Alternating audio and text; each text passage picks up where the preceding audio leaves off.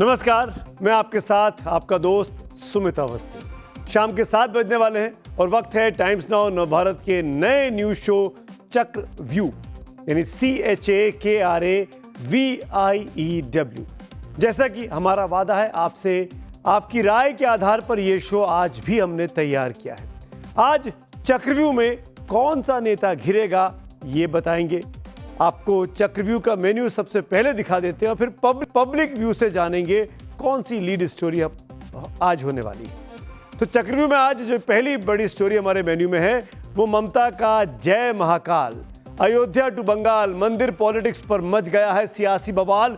चुनाव आए तो अब सबको भगवान क्यों याद आए, इस पर विस्तार से बात करेंगे। दूसरी स्टोरी जो हमारे मेन्यू में है चक्रव्यू में, आज उत्तराखंड की धामी सरकार होगी। एंजल चकमा को नस्लीय हमले ने मारा या आपसी विवाद ने, इस पर एंजल का परिवार क्यों उत्तराखंड पुलिस के दावे को गलत ठहरा रहा है, इसकी भी छानबीन करेंगे। और तीसरी स्टोरी जो हमने अपने मेन्यू में आप लोगों से पूछी है वो है, आज न्यू ईयर ईव पर घर बैठे फूड और ग्रोसरी के ऑर्डर को आप भूल जाइए, कुछ नहीं डिलीवर होगा, क्योंकि हड़ताल पर हैं लाखों डिलीवरी बॉयज। क्या है इनका दर्द, इसका भी आज विश्लेषण करेंगे। और हमारी चौथी कहानी आज की थी कि 2025 में सोना चांदी की रिकॉर्ड तोड़ रफ्तार देखी, क्या 26 में भी ये रफ्तार बरकरार रहेगी? चक्रव्यू में आज इस पर हम क्लियर व्यू देंगे कि आखिरकार आपको 2026 के लिए अब क्या तैयारियां करनी है। तो 4 स्टोरी हमारे मेन्यू में है और पब्लिक व्यू का नतीजे हमारे पास आ गए हैं। पर इंस्टा पर, फेसबुक पर जो रिजल्ट आया पोल का, वो आपको दिखा देते हैं कि आखिरकार कौन कौन सी स्टोरीज हैं और किस ऑर्डर में आई है। तो नंबर 4 पर, चौथे पायदान पर जो स्टोरी है, आज ऑनलाइन ऑर्डर नहीं, जो स्विगी और जोमेटो की हड़ताल है डिलीवरी बॉयज की, उसको 14% लोग देखना चाहते हैं कि इनका मामला क्या है। नीचे से दूसरे नंबर पर 26 में चांदी सोनपरी, जो सोना चांदी के दाम बढ़ रहे हैं, इसको 16% लोग देखना चाहते हैं।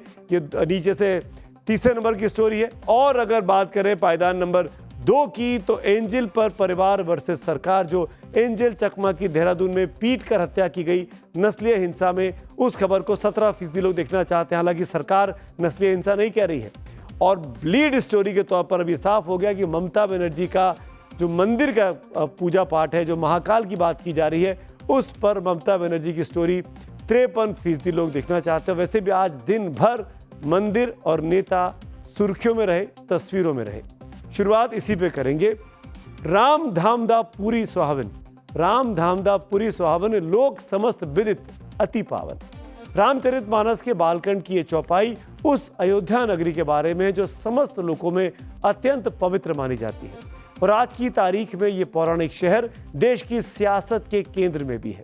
भले ही सुप्रीम कोर्ट के फैसले के बाद अयोध्या में राम मंदिर का निर्माण हुआ हो, लेकिन इसे लेकर बीजेपी ने एक ऐसा नैरेटिव गढ़ा है कि विपक्ष को अब इसकी काट ढूंढने के लिए मंदिर पॉलिटिक्स का ही सहारा लेना पड़ रहा है। असर उत्तर प्रदेश से बिहार होते हुए अब बंगाल तक जा पहुंचा है। ममता बनर्जी भी मंदिर की बात करने लगी है।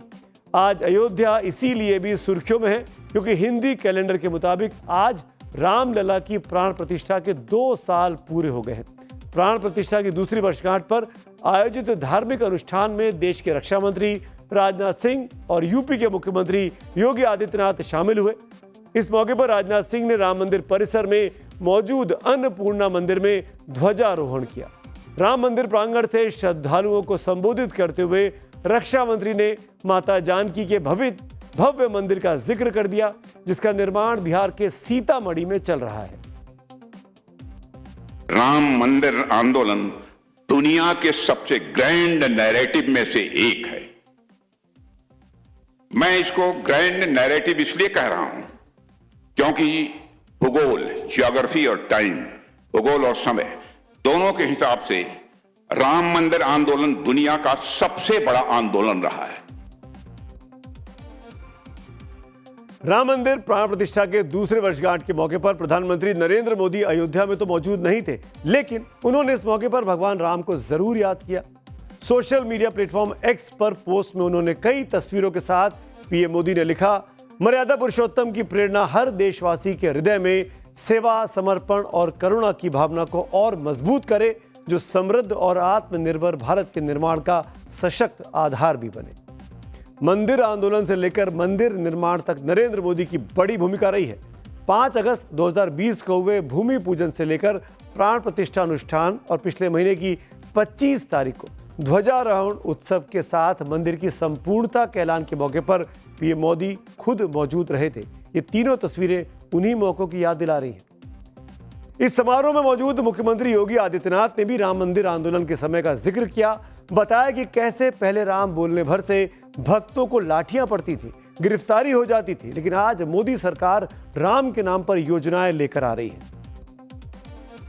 पिछले 5 वर्ष के अंदर 45 करोड़ से अधिक श्रद्धालु अयोध्या धाम में आया है। जहां पर पहले कुछ लाखों में लोग आते थे। याद करिए 17 के पहले न बिजली थी, न पानी थी, न स्वच्छता थी, न सड़क थी, न कनेक्टिविटी थी, कोई सुविधा नहीं थी, सुरक्षा की भी व्यवस्था नहीं थी, और कोई जय श्री राम बोलता था तो उस पर लाठी जरूर पड़ जाते थे, गिरफ्तारियां हो जाती थी। आज तो आप देश में जाइए, राम राम बोलिए, जय श्री राम बोलिए, और अब तो भारत सरकार की योजना भी जी राम जी के नाम पर ही आ गई है, जो रोजगार की सबसे बड़ी स्कीम बनने जा रही है। अयोध्या में भव्य राम मंदिर का बनना सिर्फ धार्मिक मसला नहीं है, इसने पूरे अवध को ग्रोथ का एक नया इंजन बना दिया है। इसका जिक्र श्रद्धालुओं के आंकड़ों के तौर पर सीएम योगी आदित्यनाथ ने भी किया। राम मंदिर बन जाने के बाद खासकर टूरिज्म इंडस्ट्री को बड़ा बूस्ट इस इलाके में मिला है। कुछ आंकड़े देखिए। प्राण प्रतिष्ठा से पहले यानी साल 2023 में अयोध्या आने वाले टूरिस्ट, जिनमें बड़ी तादाद में श्रद्धालु हैं, इनकी संख्या 5 करोड़ 75 लाख के करीब थी। इनमें विदेशी पर्यटक भी शामिल हैं। 2024 में यह तादाद 3 गुना बढ़कर 16 करोड़ 44 लाख तक पहुंच गई। जबकि इस साल का कंप्लीट डेटा भी आया नहीं, आज तो साल का आखिरी दिन है, लेकिन जो जून तक के आंकड़े हमारे पास हैं 2025 के, वो देखेंगे तो आप चौंक जाएंगे। 23 करोड़ 82 लाख लोग से ज्यादा लोग जून तक अयोध्या का रुख कर चुके हैं। आखिरी 6 महीने का आंकड़ा जब आएगा तो ये जो 23 करोड़ का आंकड़ा है, ये करीब करीब 40 करोड़ के ऊपर जा सकता है। आंकड़ों के लिहाज से ये नंबर काफी, दुनिया में 5 देशों को छोड़ दे तो इतनी आबादी किसी भी देश की नहीं है। जाहिर है, जब इतने लोग किसी एक शहर का रुख करेंगे तो होटल इंडस्ट्री से लेकर फल फूल का छोटा मोटा काम धंधा करने वाले हर कोई की कमाई बढ़ रही है।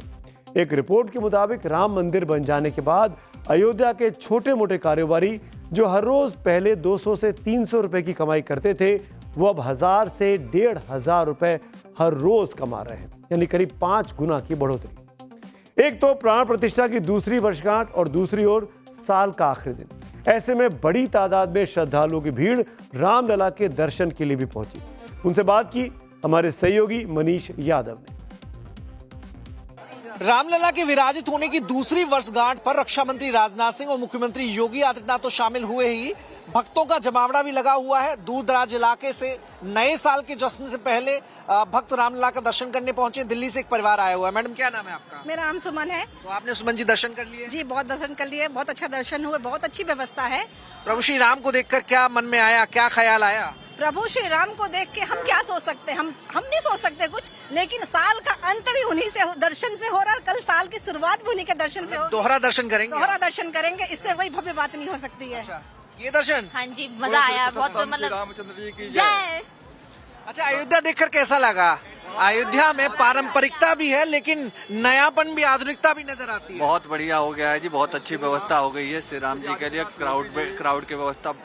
आप लोग कैसे आए थे? प्लेन से आए थे या बाई रोड आए थे? कैसे आए थे? बाई रोड आए हैं। कैसे लगे यहाँ के? बहुत अच्छे। बाबा आदित्यनाथ योगी जी ने यहाँ की व्यवस्था को बहुत सुचारू रूप से, बहुत ही मुझ से ज्यादा व्यवस्था सुचारू किया है। सुंदरता के पैमाने पर अयोध्या कैसी लगी? बहुत सुंदर, बहुत सुंदर, बहुत अच्छा इंफ्रास्ट्रक्चर है, मुझे तो बहुत अच्छा लगा आके। तो अयोध्या की तस्वीर तो आपने देखी है। अब अयोध्या ही क्यों, काशी को भी दिखाते हैं, जो कि पीएम मोदी का चुनाव क्षेत्र भी है। वहां पर भी शहर के कायाकल्प पर जमकर काम चल रहा है। अब तक आपको रोप वे राइड के लिए पहाड़ी इलाकों जैसे कि मनाली, मसूरी, गुलमर्ग का रुख करना पड़ता था। लेकिन नए साल यानी 2026 में बहुत जल्द ही वाराणसी में भी अब रोप वे शुरू होने वाला है। ये देश का पहला अर्बन ट्रांसपोर्ट रोप वे प्रोजेक्ट है। वाराणसी के कैंट रेलवे स्टेशन से गोदोलिया तक इसकी सर्विस रहेगी। रोप वे की लंबाई 3.8 किलोमीटर यानी करीब 4 किलोमीटर के आसपास है। पहले फेज में कैंट, विद्यापीठ और रथ यात्रा स्टेशन बनकर लगभग अब तैयार हो गया है। इसके अलावा गिरजाघर और गोदोलिया स्टेशन पर काम चल रहा है। 148 केबल कार पूरे सर्विस में इस्तेमाल की जा रही हैं। एक केबल कार में 10 यात्री सफर कर सकेंगे और इस पूरे प्रोजेक्ट की लागत 815 करोड़ रुपए लगाई गई है। एक अनुमान के मुताबिक रोप वे शुरू हो जाने से रोज करीब 1 लाख लोग केबल कार का इस्तेमाल करेंगे। इससे वाराणसी के ट्रैफिक सिस्टम में न सिर्फ बड़ा सुधार होगा बल्कि महादेव के भक्तों को दर्शन के लिए जाने में भी बहुत सहूलियत होगी। रोप वे को लेकर अब तक कितना कुछ काम हुआ है और क्या बाकी रह गया है, बता रहे हैं बनारस से नव भारत के रिपोर्टर आशुतोष सिंह। नए साल पर वाराणसी को बड़ी सौगात मिलने जा रही है। दुनिया के तीसरे और देश के पहले अर्बन ट्रांसपोर्ट रोपवे की शुरुआत होने जा रही है। प्रधानमंत्री नरेंद्र मोदी संभवतः अप्रैल के महीने में रोपवे प्रोजेक्ट का उद्घाटन कर सकते हैं। अगर इस पूरे प्रोजेक्ट की बात करें तो 815 करोड़ रुपए की लागत से इसे तैयार किया जा रहा है। पहला फेज जो है वो बनकर तैयार हो गया है और अगर इस प्रोजेक्ट के बारे में हम बताएं तो कुल 5 स्टेशन बताए जा रहे हैं, जिसका जो शुरुआती स्टेशन है यानी कैंट रेलवे स्टेशन वो आप इस वक्त देख रहे हैं। यानी जो बाहर से आने वाले यात्री होंगे वो यहीं से रोपवे पर सवार होंगे और इसके बाद बाबा धाम यानी गोदौलिया तक पहुंचेंगे और इस दौरान कुल 5 स्टेशन बीच रास्ते में होगा। लगभग 3.25 किलोमीटर का ये पूरा सफर होगा। बताया ये जा रहा है कि इसके लिए 148 जो गोंडोला यानी केबिन तैयार किए गए हैं, जिसमें 10 यात्री एक केबिन में सवार होकर यात्रा कर सकते हैं और माना यह जा रहा है लगभग 1 लाख जो यात्री होंगे वो प्रतिदिन इसके जरिए सफर तय करेंगे। अयोध्या में राम मंदिर और वाराणसी में काशी विश्वनाथ कॉरिडोर जहां यूपी के बड़े इलाके के लिए ग्रोथ इंजन की तरह काम कर रहे हैं, तो वहीं इस परसेप्शन को यानी रिलीजियस टूरिज्म को बीजेपी पिछले 1 साल में हुए विधानसभा चुनावों में काफी हद तक अपने हक में भुनाने में सफल भी रही है। ऐसे में अब बंगाल में चुनाव है तो बंगाल में भी ममता बनर्जी एक तरह से हिंदुत्व के रथ पर सवार हो गई है। मुर्शिदाबाद के बेलडांगा में कभी उन्हीं की पार्टी के विधायक रहे हुमायूं कबीर के न्यू बाबरी मस्जिद से दूरी बनाकर अब वो मंदिर पर फोकस कर रही है। हिंदुओं के तीर्थों के विकास की बात ममता दीदी कर रही है। ममता बनर्जी से कोलकाता में दुर्गा आंगन परिसर का उन्होंने शिलान्यास किया है। 5 जनवरी को हिंदुओं के तीर्थ गंगा सागर में पुल की नींव वो रखने वाली हैं। जनवरी के ही दूसरे हफ्ते में सिलीगुड़ी में महाकाल मंदिर की नींव रखने का भी ऐलान किया जा चुका है। इससे पहले ममता बनर्जी ने दीघा में जगन्नाथ मंदिर का उद्घाटन भी किया था। यानी हर मंदिर का रिप्लिका बंगाल में बन रहा है, वो भी चुनावी तारीखों की घोषणा के ठीक पहले, और ये खुद ममता बनर्जी कर रही है। ये ममता बनर्जी हैं जो एक वक्त पर जय श्री राम के नारे से चिढ़ा करती थी। अगर कोई उनके सामने जय श्री राम के नारे लगाए तो गाड़ी रोककर भिड़ जाती थी। जो कभी राम मंदिर को भी चुनावी स्टंट बताने से नहीं चूकती थी, वही ममता बनर्जी आज जय मां दुर्गे के नारे लगाने में नहीं हिचकिचाती। जय मां दुर्गा, जय मां दुर्गा, जय मां दुर्गा, सर्वधर्म जिंदाबाद, सर्वधर्म जिंदाबाद। चुनाव से पहले बंगाल की सियासत में मंदिर दर्शन की अहमियत क्या है, यह आप इन तस्वीरों को देखकर समझ सकते हैं। गृह मंत्री अमित शाह 3 दिन के कोलकाता दौरे का आज आखिरी दिन है। अमित शाह मंदिर जाना नहीं भूले। इस आखिरी दिन भी उन्होंने नॉर्थ कोलकाता के थनथानिया कालीबाड़ी मंदिर में जाकर दर्शन किए, पूजा अर्चना की और इसके बाद पार्टी कार्यकर्ताओं से संवाद किया और इसमें चुनावी रणनीति पर चर्चा की गई। इससे पहले मंगलवार को यानी कल गृह मंत्री अमित शाह ने कोलकाता में 15 अप्रैल 2026 के बाद बीजेपी सरकार बनाने का दावा किया था। एक बार ध्यान से सुनिए। 14 सालों से भय और भ्रष्टाचार ये बंगाल का पहचान बना हुआ है। बीजेपी सरकार का संकल्प 15 अप्रैल 2026 के बाद जब भाजपा सरकार बनेगी, बंग गौरव, बंग संस्कृति, उसके पुनर्जागरण की हम फिर से शुरुआत करेंगे। एक और अमित शाह कोलकाता में बीजेपी की चुनावी रणनीति को फाइनल शेप दे रहे हैं, तो दूसरी ओर दिल्ली में टीएमसी अमित शाह को टारगेट पर ले रही है। एसआईआर के मुद्दे पर चुनाव आयोग के साथ 2.5 घंटे मीटिंग कर बाहर निकले टीएमसी के महासचिव और सांसद अभिषेक बनर्जी ने गृह मंत्री अमित शाह को चैलेंज करते हुए कहा कि जितनी ताकत लगाना है लगा ले, चुनाव तो टीएमसी ही जीतेगी, क्योंकि बंगाल की जनता उनके साथ है। यह दावा टीएमसी के सांसदों ने किया। My appeal to all like-minded parties, especially the one in the opposition, कि वोटर लिस्ट में चोरी हो रहा है, सॉफ्टवेयर से चोरी हो रहा है, ईवीएम से चोरी नहीं हो रहा है, बिकॉज ईवीएम आपको चेक करने का मौका मिलेगा। You are not getting to understand what algorithm they are running and what kind of software they are using to remove 50 lakh 1 crore voters and disenfranchise them. Abhishek Banerjee ने मुख्य चुनाव आयुक्त ज्ञानेश कुमार पर गंभीर आरोप लगाए। उन्होंने कहा कि पिछली बार जो 5 सवाल उनसे पूछे थे उनका जवाब आज तक नहीं मिला। सीसी हमें उंगली दिखाकर बात करते हैं। इस पर अभिषेक बनर्जी ने कहा कि उन्होंने फौरन आपत्ति जताई और कहा कि वो नॉमिनेटेड है, हम और इलेक्टेड है, यानी सीसी जो है वो नॉमिनेटेड है और सांसद जो गए थे वो इलेक्टेड लोग हैं। अभिषेक बनर्जी का यह भी आरोप है कि कोऑपरेटिव सचिव के पद से सीसी बनाकर ज्ञानेश कुमार को देश बर्बाद करने के लिए भेजा गया है। वो इनडायरेक्टली अमित शाह पर हमला कर रहे थे, क्योंकि कोऑपरेटिव मामलों के मंत्रालय अमित शाह ही संभालते हैं। अभिषेक बनर्जी के आरोपों पर जवाब चुनाव आयोग से भी आया है। इलेक्शन कमीशन ने नसीहत देते हुए कहा कि टीएमसी ये सुनिश्चित करे कि उनके ग्राउंड लेवल कार्यकर्ता चुनाव ड्यूटी पर तैनात किसी भी स्टाफ को धमकाने में शामिल न हो। अगर वैसा करते गए तो उन पर कानूनी कार्रवाई की जाएगी। अब आगे बढ़ते आज की अगली कहानी की ओर, और जो कि त्रिपुरा के एंजल चकमा की। एंजल चकमा की देहरादून में हुई हत्या ने पूरे देश को झकझोर दिया है, लेकिन इस मर्डर पर एक बड़ा विवाद भी अब खड़ा हो गया है। यह विवाद नस्लीय हमले के आरोप से जुड़ा है। एंजल चकमा का परिवार इसे नस्लीय हिंसा बता रहा है, वहीं पुलिस जो उत्तराखंड की है वो नस्लीय हमले से इनकार कर रही है साफ साफ। एंजल चकमा के परिवार का कहना है कि हमारे बेटे को उसकी शक्ल, उसकी पहचान, उसकी नस्ल की वजह से पूछकर मारा गया। वहीं देहरादून पुलिस कहती है कि नस्लीय एंगल तो है ही नहीं, ऐसी कोई जांच चल भी नहीं रही। ऐसे में सवाल बहुत सीधा सा है, एक ही मौत के 2 सच कैसे हो सकते हैं? देहरादून पुलिस इसे महज एक झगड़े का नतीजा बताती है। वहीं परिवार का यह कहना है कि सीबीआई जांच होनी चाहिए। राष्ट्रीय मानवाधिकार आयोग ने भी नोटिस जारी कर रिपोर्ट मांग ली है। नॉर्थ ईस्ट के छात्र मौत की सजा और एंटी रेसिज्म एक्ट की मांग कर रहे हैं। ऐसे में बड़ा सवाल यह है कि जिस परिवार ने अपना बेटा खोया, क्या वो सबके सामने झूठ गढ़ रहा है? 2 दिन पहले मैंने एंजल चकमा के पिता, जो कि बीएसएफ में कार्यरत हैं, इसी प्रोग्राम चक्रव्यूह में एक एक्सक्लूसिव बातचीत की थी। एंजल के पिता तरुण चकमा ने साफ साफ कहा था कि ए मोमो, ए चीनी, ए चिंकी जैसे नस्लीय कमेंट के बाद विवाद बढ़ा। वही बात आज एंजल के मामा मोमेन चकमा, जो कि उनके अंकल हैं, दोहरा रहे हैं।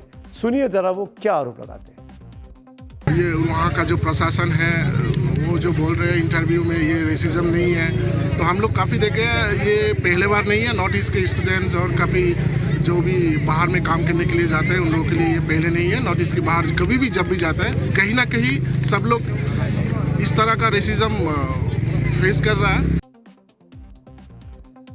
सुना आपने, एंजल के करीबी अंकल का साफ साफ कहना है कि यह नस्लवाद का मामला है, जबकि देहरादून के एसएसपी अजय सिंह ने प्रेस कॉन्फ्रेंस कर अपना क्लियर व्यू दिया था। उन्होंने कहा था कि पुलिस ने नस्लीय हमले के आरोपों को गंभीरता से लिया है, लेकिन चश्मदीदों के बयान, सीसीटीवी फुटेज और डिजिटल सबूतों में कहीं भी नस्लीय कमेंट की कोई पुष्टि नहीं हुई है। उत्तराखंड के मुख्यमंत्री पुष्कर सिंह धामी भी नस्लीय हमले के आरोपों को सिरे से खारिज कर रहे हैं, लेकिन पब्लिक के लिए यह क्लियर करना बहुत आवश्यक है कि उस शाम हुआ क्या था। ये पुलिस ही साफ कर सकती है, जांच में ही साफ होगा। क्या एंजल चकमा की हत्या नस्लीय नफरत का नतीजा थी, या फिर अब पुलिस इस मामले में लीपापोती कर रही है? ये कहानी पूरी खुली हुई है। वारदात के 22 दिन बाद छठा आरोपी आज भी फरार है। कहा जा रहा है कि वो नेपाल भाग गया। यही सवाल जब टाइम्स नाउ नवभारत की संवाददाता कृतिका तिवारी ने उत्तराखंड के मुख्यमंत्री पुष्कर सिंह धामी से किया तो उन्होंने क्या जवाब दिया, आगे बढ़ने से पहले जरा इसको सुनिए। कल एसएसपी से बात हुई थी। एसएसपी का ये कहना है कि जहां तक एंजल चकमा का मामला है, उनकी मौत का, इसमें रेशियल डिस्क्रिमिनेशन नहीं आ रहा है, जबकि चकमा जी की फैमिली, तरुण जी, उनकी आपसे भी बात हुई है, उन्होंने टाइम्स नाउ पे भी यही बार बार बोला है कि उनके अगेंस्ट रेशियल स्लर्स यूज हुए थे। देखिए, ये देवभूमि है और हम सभी को बहुत पीड़ा है, बहुत दुख है, बहुत पीड़ादायक है हम सभी के लिए भी, पूरे प्रदेशवासियों के लिए भी और उनके परिवार के लिए तो बहुत पीड़ादायक है। लेकिन जिस दिन ये घटना हुई है उसमें से उसी घटना के तुरंत बाद 6 में से 5 आरोपी तत्काल पकड़ लिए गए थे। एक अभी संभवतः कहीं देश से बाहर गए हैं, लेकिन उनको पकड़ने के लिए भी यहाँ पर पूरी टीमें लगी हुई हैं। जल्दी उनको पकड़ लिया जाएगा। देश से बाहर गए हैं, लेकिन उनको पकड़ने के लिए भी यहाँ पर पूरी टीमें लगी हुई हैं। जल्दी उनको पकड़ लिया जाएगा। सुना आपने, हत्या के आरोपी के लिए सीएम धामी सम्मान सूचक शब्दों का इस्तेमाल कर रहे हैं। बोल रहे हैं कि एक अभी संभवतः देश से बाहर कहीं गए हैं, लेकिन उनको पकड़ने के लिए टीमें लगी हुई हैं। आगे बढ़ने से पहले एक बात मैं और क्लियर कर देना चाहता हूं कि छठा आरोपी फरार है। माना कि वो अभी दोषी करार नहीं दिया गया है, लेकिन जब नवभारत संवाददाता कृतिका तिवारी ने सीएम धामी से नस्लीय हमले पर भी सवाल किया, जवाब जानना चाहा और नॉर्थ ईस्ट के छात्रों के दावों का जिक्र किया, तो उनके सुरक्षा कर्मी ने सवाल पूछने से रोकने की कोशिश की। इतना ही नहीं, सीएम धामी के साथ मौजूद महिला सुरक्षा कर्मी ने हमारी सहयोगी कृतिका को कमर से पकड़कर पीछे खींच लिया। मूव नहीं कर सकते ऐसे, आप ऐसे मूव नहीं कर सकते। So this we were just in conversation. ऐसा पूछिए ना, किस तरह का आप मूव नहीं कर सकते ऐसे, आप ऐसे मूव नहीं कर सकते। सो दिस जिस वक्त यह वाकया हुआ उस वक्त नवभारत का कैमरा सीएम धामी के ऊपर था। ऐसे में महिला सुरक्षा कर्मी का हमारी संवाददाता को पीछे खींचना तो कैमरे के लेंस में रिकॉर्ड नहीं हो पाया, लेकिन तस्वीरों में आप साफ साफ देख सकते हैं कि नवभारत की रिपोर्टर कृतिका तिवारी को कैसे पीछे खड़ी एक सुरक्षा कर्मी ने खींच लिया।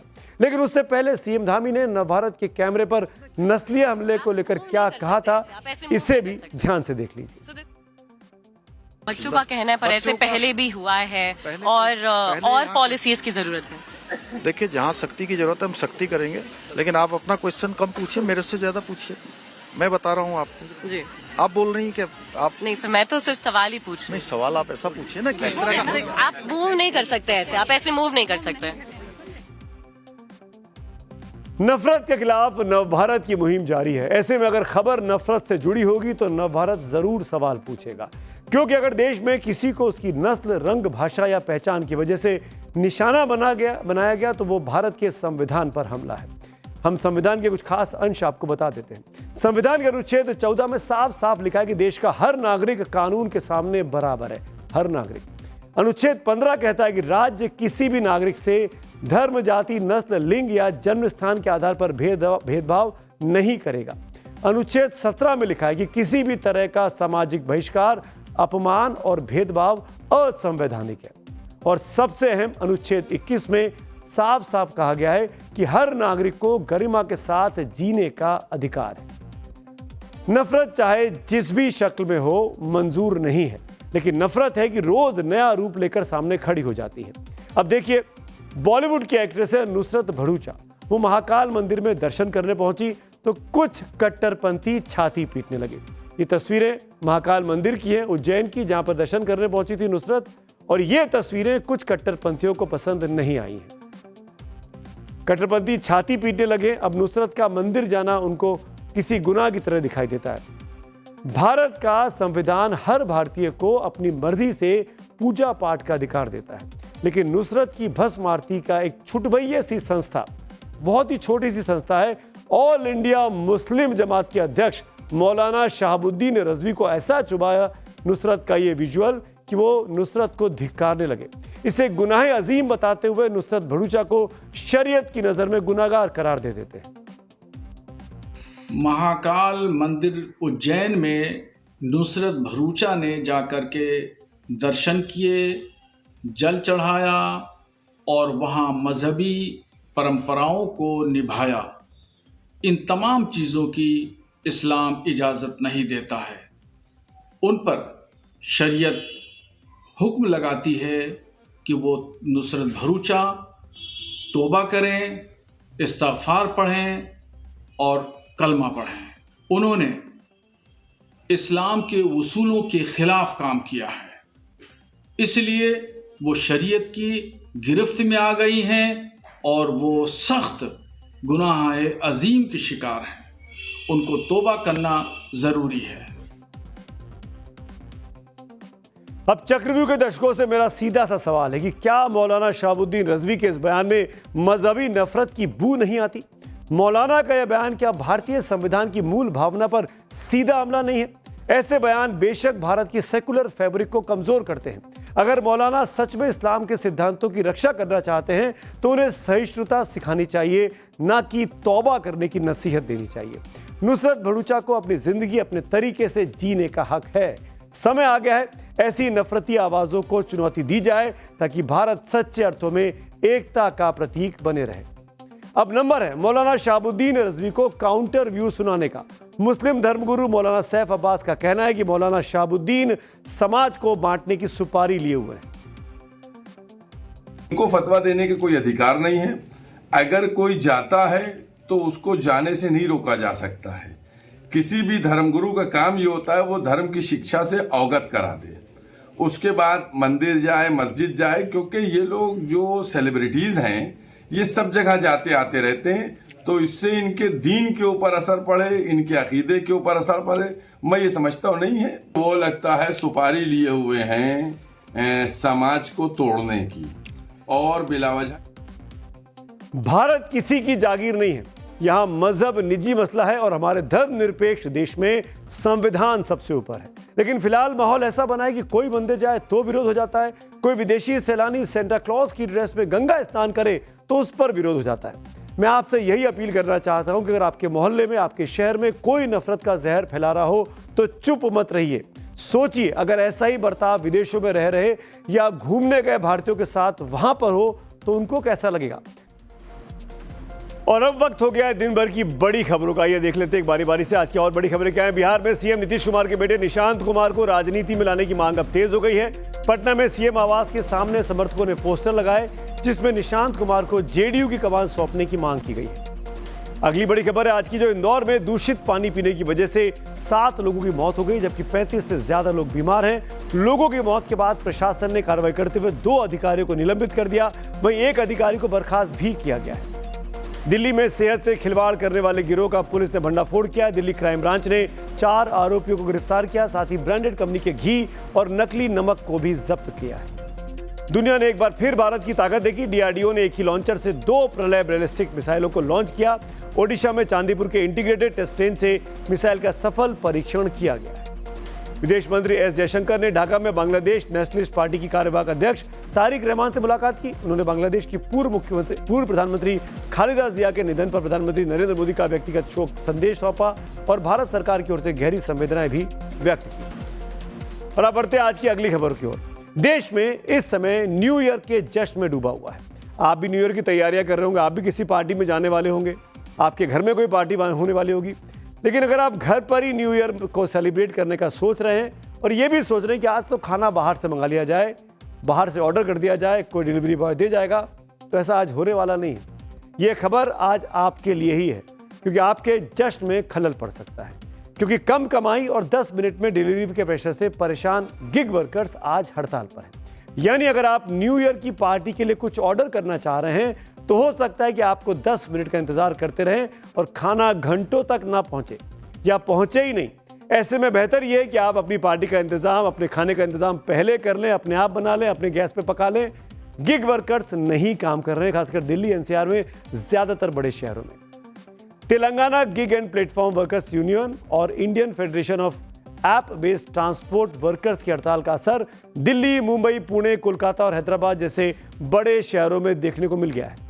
इसके अलावा लखनऊ, अहमदाबाद, जयपुर, इंदौर और पटना जैसे टियर 2 शहरों में भी इसका असर दिखा है। इससे पहले गिग वर्कर्स 25 दिसंबर को क्रिसमस पर हड़ताल पर गए थे, लेकिन आपके जरूरत का हर सामान मिनटों में पहुंचाने वाले गिग वर्कर्स की क्या मांगे हैं, ये क्यों हड़ताल कर रहे हैं, अब जरा इसको भी आप समझ लीजिए। गिग वर्कर्स के काम बराबर वेतन की वो मांग कर रहे हैं। महीने में 24,000 रुपए न्यूनतम आय की गारंटी मांग रहे हैं ये लोग। बीमा, हेल्थ पॉलिसी और पेंशन जैसी सामाजिक सुरक्षा की मांग भी है इनकी। 10 मिनट में डिलीवरी मॉडल के कारण कई बार गिग वर्कर्स हादसों का सड़कों पर शिकार हो जाते हैं। ऐसे में वे 10 मिनट डिलीवरी मॉडल को बंद करने की मांग कर रहे हैं। बिना प्रक्रिया के आईडी ब्लॉक करना और पेनल्टी पर रोक लगाने की मांग भी इन लोगों की है।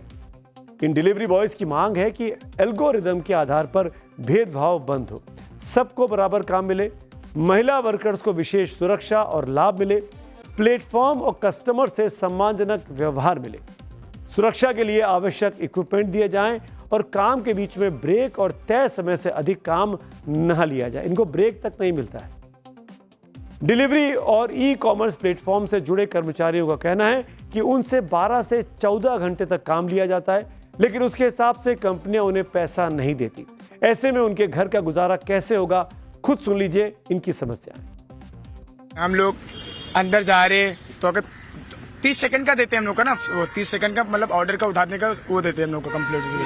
हाँ, तो हम लोग अगर नहीं पहुंच पा रहे 30 सेकंड कोई मानते नहीं होती ना सर, 30 सेकंड के अंदर नहीं पहुंच पा रहे तो चेकआउट हो जा रहे 5 मिनट के लिए। उसके अब आधे घंटे से वहाँ ट्रैफिक में फंसा, वो सब नहीं, हमारा स्लॉट खराब हो जाता है, इंसेंटिव कहाँ मिलेगा? हम लोग उसी के लिए दौड़ते हैं, 40, 50, 80, 90 की स्पीड में गाड़ी चलाते हैं। अब मैम हम लोग को उसी का पैसा नहीं मिलेगा, क्या मतलब हम लोग का काम करके? हमने 12 घंटा काम करते थे, हर घंटे पे 100 रुपया बनता था। अब हम 12 घंटा काम करते हैं, हमको 800-700 बनता है। बताओ इससे में कैसा घर? पैसे बहुत ज्यादा कम दे रही है कंपनी, ठीक है। पिकअप बुला लेती है 3 किलोमीटर ड्रॉप, दे दिए 3600 रुपये। इतना पैसा करोगे कम से कम हमें भी दुख ना लगे। अब ये बताओ, पूरे दिन काम करते हैं, इंसेंटिव मिलता है 242 रुपये, 242 रुपये इंसेंटिव मिलता है पूरे दिन काम करने पे। वाकई में बहुत कठिन काम है। तो आपने इनकी समस्याएं सुनी, इन्हें काम के मुताबिक पैसे नहीं मिलते हैं। इसके साथ साथ और भी कई दिक्कतें हैं। दरअसल गिग वर्कर्स अस्थायी या फिर टास्क बेस्ड काम करने वाले शख्स होता है, जो ऑनलाइन ऐप और प्लेटफॉर्म के जरिए ग्राहकों को सेवा मुहैया कराते हैं। सरकारी अनुमानों के मुताबिक देश में गिग वर्कर्स की संख्या करीब 1 करोड़ को पार कर चुकी है, जो 2029-3 तक करीब 2 करोड़ 35 लाख तक पहुंच सकती है। यानी लगातार ये कम्युनिटी बढ़ती जा रही है। गिग वर्कर्स के समर्थन में कई जानी मानी हस्तियां भी हैं। हम भी ये कहेंगे कि हर किसी को उसकी मेहनत का सम्मान मिलना ही चाहिए, सम्मान भी और पैसा भी, बहुत जरूरी। आगे बढ़ते हैं एक और बड़ी खबर की ओर, जो आज हमारे मेन्यू में थी, जिसको लोगों ने पसंद भी किया। 2025 में सोना चांदी ने सारे पुराने रिकॉर्ड तोड़ दिए थे। हालांकि 3 दिनों से थोड़ी नरमी आई है इनके स्वभाव में, लेकिन अब आगे क्या होगा? एक्सपर्ट्स का कहना है कि सोना चांदी से जुड़े सारे सवालों को आज चक्रव्यूह की कसौटी में परखा जाएगा। जिस रफ्तार से सोना चांदी भाग रहे हैं, उससे निवेशक ही नहीं, आम खरीदार भी हैरान है। हर कोई यही सोच रहा है कि आखिर ये तेजी कब तक रहेगी। आज की बात करें तो 24 कैरेट सोना 1,35,000 रुपए प्रति 10 ग्राम के रेट पर बिका, जबकि चांदी 2.5 लाख रुपए प्रति किलो पर बिकी। 2025 में सोना 80% से ज्यादा की रिटर्न दे चुका है और चांदी ने तो 150% से ज्यादा की दौड़ लगाई है। 5 सालों में सोना और चांदी ने निवेशकों को माला माल कर दिया है। 5 सालों में सोना 180% से ज्यादा रिटर्न दे चुका है, जबकि चांदी ने 300% से ज्यादा का रिकॉर्ड मुनाफा दिया है। इस साल चांदी ने तो सोने को भी पछाड़ दिया। चांदी की बात आगे करेंगे, लेकिन पहले सोने की चमक आपको दिखा देते हैं। सोचिए, अगर 1 साल पहले आपने 1 लाख रुपए का सोना खरीदा होता तो आज 1,80,000 रुपए हो गए होते। 24 कैरेट सोना एक साल पहले 80,000 रुपए प्रति 10 ग्राम बिक रहा था, लेकिन 1 साल में सोने ने रिकॉर्ड तोड़ दौड़ लगाई और अब 24 कैरेट सोना 1,40,000 रुपए प्रति 10 ग्राम पर पहुंच चुका है। पिछले 1 महीने की बात करें तो सोना 1,30,000 से 1,40,000 रुपए प्रति 10 ग्राम पहुंचा है। पिछले 1 हफ्ते में ही सोने ने निवेशकों की झोली भर दी है। 1 हफ्ते में सोने की कीमत 1,35,000 से 1,40,000 रुपए प्रति 10 ग्राम पहुंच गई है। सोना सर पर दौड़ रहा है। एक्सपर्ट्स का कहना है कि सोने की मांग अभी बनी रहेगी, लेकिन शॉर्ट टर्म में इसमें मुनाफा वसूली देखी जा सकती है और गिरावट आ सकती है। ऐसे में निवेशकों को सावधानी से पैसे लगाने चाहिए। देखिए, गोल्ड ने अभी हाल में ऑल टाइम हाई बनाया, उसके बाद से 1.5 से 2% की उसमें नरमी देखी जा रही है। अगर ध्यान रखें तो गोल्ड जो है वो लगभग 65% ज्यादा जो है बढ़ चुका है इस साल के अंदर में, और यहाँ पे जो इन्वेस्टर हैं उनको सतर्क रहने की जरूरत है। तो फिर गोल्ड में धड़कन आएगी। इस समय आप जो बाजार आज से 1 साल पहले या 2 साल पहले जब खरीद रहे थे उस समय सस्ता बाजार था, आज का बाजार काफी महंगा है। और इस महंगे बाजार में अगर आपको इन्वेस्ट करना भी है तो सिप के जरिए, अगर मसलन कि आपके पास 10 लाख रुपए है तो आप उसको 10 बार में सिप करें। अगर थोड़ा सा ज्यादा रिस्क टेकर है तो 5 बार में करें, लेकिन करें सिप के जरिए। दरअसल सोना हमारे लिए सिर्फ सोना नहीं बल्कि परंपरा, आस्था और सांस्कृतिक विरासत का प्रतीक है। शादी से लेकर हर शुभ काम में सोना जीवन का अभिन्न अंग है। इसीलिए जब सोने की बात आती है तो रेट पीछे छूट जाता है। यही वजह है कि आज भले ही सोने की कीमत आसमान छू रही हो, लेकिन खरीदारों की संख्या कम नहीं हो रही। और सोने के बारे में तो कहा जाता है कि जिस दिन आप खरीद रहे हैं वही सबसे कम दाम है। अभी सोने का दाम बहुत ज़्यादा बढ़ रहा है, तो अभी खरीदी तो करनी ही पड़ती है। तो अभी मतलब दाम के हिसाब से सोना और चांदी कम आ रहा है, पर पैसे इतने ही ज़्यादा है। अभी किस प्रसंग के लिए आप खरीदी कर रहे हैं? अभी मैरिज सीजन के हिसाब से हम खरीदी करने आ रहे हैं। पहले इस तरह से खरीदी करते थे, अभी कैसा लग रहा है? पहले मतलब दाम कम था तो उतना सोना ज़्यादा आ रहा था, लेकिन अभी दाम बढ़ गया है तो सोना थोड़ा कम आ रहा है, लेकिन लेना तो पड़ता ही। अच्छा लग रहा है। सोने के दाम तो पहले भी था, लेकिन अभी ज़्यादा बढ़ गया है, तो लेकिन शुभ अवसर पे सोना तो खरीदते ही लोग। आजकल हर जगह सोने की ही बात हो रही है, लेकिन जब तक आम और आप सोचते हैं सोना आगे बढ़ जाता है। देखिए, आपको ग्राफिक्स दिखाता हूं। पिछले 5 सालों का यह आंकड़ा है। सोना 180% रिटर्न दे चुका है। दिसंबर 2020 में सोना 47,500 पे था, फिर बढ़कर 48,500 हुआ, 22 में 54,000 को क्रॉस करता है, 23 में 62,000 को क्रॉस करता है और आज 25 में क्रॉस कर 1,40,000 को क्रॉस कर चुका है। यानी इतनी तेजी से सोने के दाम आगे बढ़े। आप समझ सकते हैं कि सोने में कैसे आग लगी हुई है। साल भर जमकर दौड़ने वाली चांदी पिछले 2 दिनों से थोड़ी सुस्त है। अब मैं चांदी की बात कर रहा हूं। आज चांदी 18,000 रुपए प्रति किलो सस्ती हुई।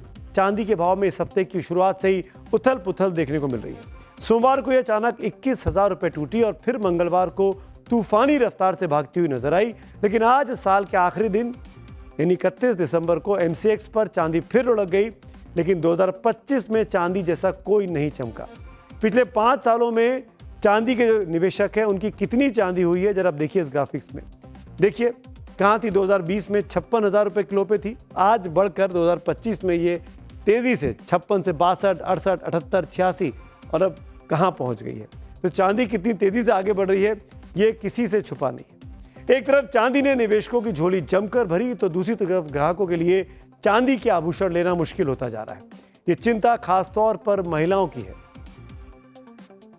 बहुत हो गया, रेट बहुत ज्यादा बढ़ गए हैं। पहले जो 5-6 हजार में पायल आ जाती थी, अब वो सीधा 10-11 हजार तक की पहुंच गई है। अब लेने में इतना मुश्किल हो गया है। पहले हमें गिफ्ट वगैरह करना हो तो बहुत ज्यादा वो होती है। अब गिफ्ट नहीं कर सकते, इतनी महंगी पायल हो गई। मान के चलो डबल से भी ऊपर हो गई। अगर हमारा बजट 3,000 का है तो वो सीधा 6-6,500 पे पहुंच गए। तो बहुत इफेक्ट पड़ता है इन चीजों का कि सिल्वर इतना महंगा हो गया है। अचानक चांदी की चाल तेज क्यों हो गई? जो कई सालों से सुस्त पड़ी थी तो कैसे भागने लगी, ये सबसे बड़ा सवाल है। इस पर एक्सपर्ट्स की राय भी अलग अलग है। कोई कह रहा है कि डिमांड ज्यादा हो गई, सप्लाई कम है, तो कोई कह रहा है कि जमाखोरी का असर है, तो कोई इसे जियो पॉलिटिकल टेंशन से जोड़कर देख रहा है। एक्सपर्ट की राय भी आपको सुनाते हैं। चांदी की सप्लाई का डेफिसिट है, यानी चांदी उतनी अवेलेबल नहीं है जितनी डिमांड हो रही है। अब देखिए, जब से रेट बढ़े हैं तो इन्वेस्टमेंट डिमांड भी बढ़ी हुई है, इंडस्ट्रियल यूजेज तो है ही है, साथ में आज जो जियोपॉलिटिकल हालात चल रहे हैं दुनिया में उसकी वजह से सेफ हेवन डिमांड भी है, हेजिंग भी हो रही है। आज की तारीख में ग्लोबल इकोनॉमीज में रेट कट हो रहे हैं, हिंदुस्तान में भी रेट कट हुए हैं। जब रेट कट हुए हैं तो जाहिर सी बात है एफडीज पे लोगों का इंटरेस्ट कम हो जाता है, क्योंकि वहां रेट ऑफ इंटरेस्ट कम मिल रहा है। तो ऐसे में चांदी जैसी चीजों पे ज्यादा इंटरेस्ट जाता है। चांदी की जमाखोरी का ही नतीजा है कि रेट इतनी तेजी से जो ऊपर हो रहे हैं, यही कारण है। चांदी की फिजिकल जो डिमांड है वो बहुत ज्यादा है और जो सप्लाई है वो एक कम है।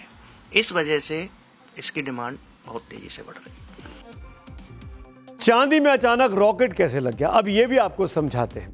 दुनिया को आपूर्ति की जाने वाली आधी से ज्यादा चांदी का उत्पादन लैटिन अमेरिका में होता है। यहाँ की पुरानी खदानों से उत्पादन लगातार गिर रहा है। दुनिया की 25% चांदी की आपूर्ति मैक्सिको से होती है। यहाँ भी खदानें धीरे धीरे खाली होती जा रही हैं। चांदी अब सिर्फ आभूषणों तक सीमित नहीं रही। सोलर, इलेक्ट्रॉनिक्स और ईवी के प्रोडक्शन में चांदी की बहुत डिमांड है। चीनी और अमेरिकी कंपनियां चांदी का भारी स्टॉक जमा कर रही हैं, जिससे ग्लोबल सप्लाई में कमी से कीमतें लगातार ऊपर चढ़ती जा रही हैं। सोने में ऐसी तेजी 46 साल पहले आई थी और जो कि आपने देखा 1979 के बाद सबसे ज्यादा सोने ने इस साल दौड़ लगाई। जानकारों के मुताबिक आगे भी ऐसी तेजी बनी रह सकती है, लेकिन इस रेस के पीछे की वजह क्या है, ये जानना भी जरूरी है। जानकारों के मुताबिक सोने की कीमतों में उछाल की सबसे बड़ी वजह है जियोपॉलिटिकल टेंशन। यूक्रेन रूस युद्ध, अमेरिका वेनेजुएला तनाव, मध्य पूर्व संघर्ष और ट्रंप प्रशासन की ट्रेड पॉलिसी ने दुनिया में अनिश्चितता बढ़ा दी है। इससे सोना बहुत तेजी से भाग रहा है, क्योंकि ऐसे समय में निवेशक सेफ हेवन एसेट के रूप में गोल्ड की ओर भागते हैं और गोल्ड खरीदना चाहते हैं। ऐसे हालात में निवेशक शेयर बाजार जैसे जोखिम भरे निवेश से पैसा निकालकर सोने और चांदी जैसे सुरक्षित विकल्पों की ओर आ जाते हैं। यानी साफ है कि जब दुनिया में अनिश्चितता बढ़ती है तो सोना सबसे भरोसेमंद सहारा बन जाता है और इसकी मांग भी बढ़ती है। कीमतें रिकॉर्ड तोड़ने लगती हैं। अमेरिकी बाजार दरों में ब्याज दरों में कटौती की उम्मीदों से अमेरिकी डॉलर का प्रेशर बना हुआ है। कम ब्याज दरों पर गोल्ड होल्ड करना सस्ता पड़ता है और अब अगर सोने की सप्लाई कम होगी तो दाम भागेंगे ही। चीन जैसे बड़े देश में गोल्ड बढ़ा है और इसीलिए लगातार दाम बढ़ते जा रहे हैं। अब हम बुलेटिन के आखिर में आ गए। सोने चांदी के दाम आपने देखे। नए साल की तैयारियां शुरू हो गई हैं। दुनिया के कई कोनों में नया साल आ चुका है। भारत में अब से कुछ 4 घंटे के बाद आपको नया साल मिलेगा। ये तस्वीरें 2026 के जश्न की हैं। काउंटडाउन शुरू हो चुका है। तस्वीरें न्यूजीलैंड ऑकलैंड से आपके सामने हैं। वहाँ पर नया साल आ चुका है और ज़बरदस्त तरीके से आतिशबाजी इस वक्त कुछ देर पहले ऑकलैंड में देखी गई। अब अगली तस्वीर आपको दिखाता हूँ। न्यूजीलैंड के बाद न्यूजीलैंड से सटे एक और बड़े देश, क्रिकेट के दोनों देश हैं। न्यूजीलैंड में क्रिकेट खेला जाता है। और अगली तस्वीर आपके सामने सिडनी की है। 2 तस्वीरें आपके सामने स्क्रीन पर हैं। ऑस्ट्रेलिया भी ज़बरदस्त तरीके से नए साल का स्वागत कर रहा है और ये तस्वीरें नए साल के सेलिब्रेशन की हैं। टाइम्स नाउ नव भारत की टीम, चक्रव्यूह की टीम भी आप सबको नए साल की शुभकामनाएं देती है। अब से करीब 4 घंटे के बाद हिंदुस्तान में भी नया साल होगा। आपके लिए 2026 मंगल में हो, ये हमारी दुआएं आपके साथ। पब्लिक व्यू की बात कर लेते हैं। आज क्या क्या रिएक्शन दर्शकों के आए हैं। घनश्याम सैनी साहब का एक ट्वीट आया है, एक पोस्ट आया है, भारत बहुत अच्छा देश है, उसे धर्मों में ना बांटे। यानी ये भी वही बात कह रहे हैं जो हम कहना चाहते हैं कि नफरत के खिलाफ है नव भारत। रमेश कुमार गिग वर्कर्स पर लिखते हैं कि गिग वर्कर को मेहनत के हिसाब से पैसे मिलने चाहिए। हम भी यही कहते हैं कि जो जितना मेहनत करता है उसको उतना मुआवजा, उतना मेहनताना जरूर मिलना चाहिए। तो आज इसी नोट पर यहाँ पे चक्रव्यूह का मैं समापन कर रहा हूँ। 2025 का ये आखिरी चक्रव्यूह है। अब आपसे मुलाकात कल शाम 6:57 पे होगी नए साल में, इस उम्मीद के साथ कि आपका नया साल मंगल में होगा। लेकिन जाते जाते आपको बता दें कि आपको हेडलाइंस भी हम जरूर दिखाएंगे।